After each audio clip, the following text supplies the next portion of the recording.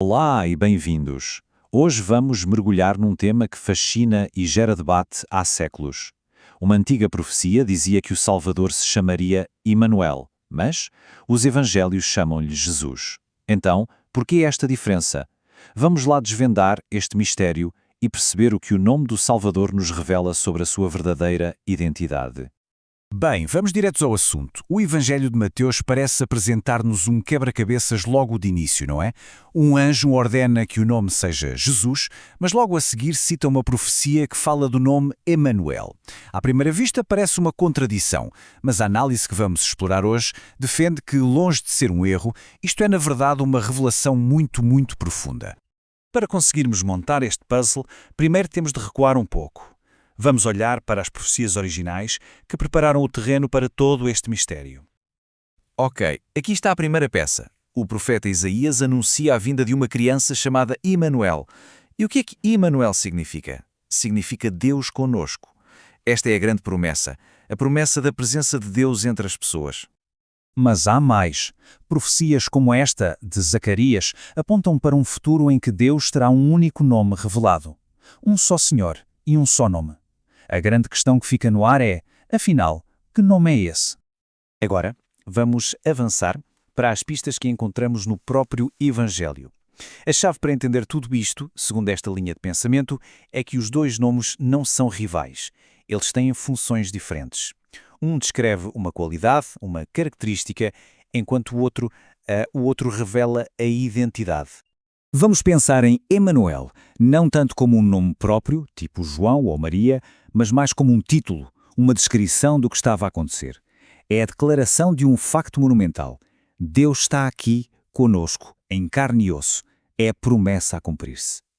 E é aqui que a coisa fica realmente fascinante. Quando olhamos para a origem do nome Jesus, descobrimos que vem do hebraico Yoshua. Yoshua é uma combinação de duas palavras. Que é uma abreviação do nome de Deus, Javé, e Shua, que significa salvação. Juntando tudo o que temos, Javé é a salvação. O nome não é só um nome, é uma declaração de identidade e de propósito. E este é o ponto central de toda a argumentação. Jesus não veio apenas para trazer a salvação como se fosse um pacote que ele entrega. Não. O seu próprio nome é a salvação de Deus, finalmente revelada em forma de pessoa. E encontramos ecos disto nas Escrituras. Versículos como este de João, em que Jesus diz que manifestou o nome do Pai. A interpretação aqui é que ele não estava a falar de uma palavra secreta, ele estava a falar da manifestação da identidade salvadora de Deus, que está toda contida no nome Jesus. E assim, tudo se encaixa. O nome Jesus é visto como a resposta àquele antigo mistério do nome único de Zacarias. É o próprio nome salvador de Deus que agora se tornou conhecido por toda a humanidade. Ora, esta forma de ver o nome de Jesus tem implicações gigantescas sobre a própria natureza de Deus e, claro, acaba por desafiar a visão mais tradicional de Trindade. Esta profecia de Isaías é usada como uma prova fundamental neste argumento.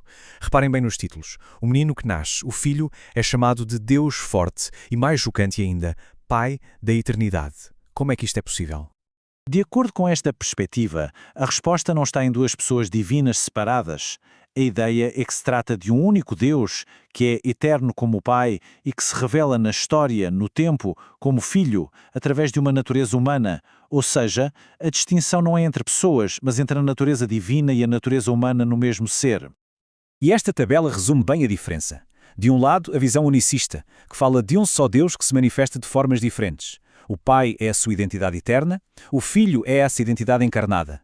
Do outro lado, a visão trinitária, que fala de um Deus em três pessoas distintas e co-eternas. O argumento aqui é que esta segunda visão pode ter sido mais uma construção filosófica posterior, em vez de algo que se encontra diretamente nas Escrituras. O foco aqui está na preposição.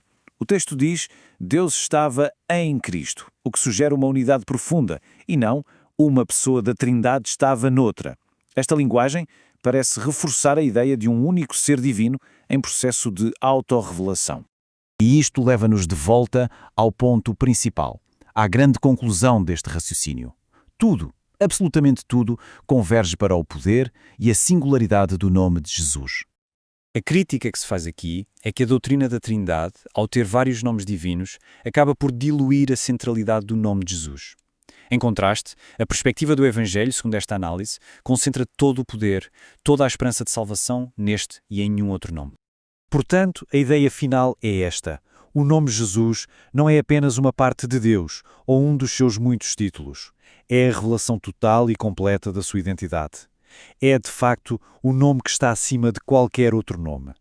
E isto deixa-nos com uma reflexão final para lá da teologia.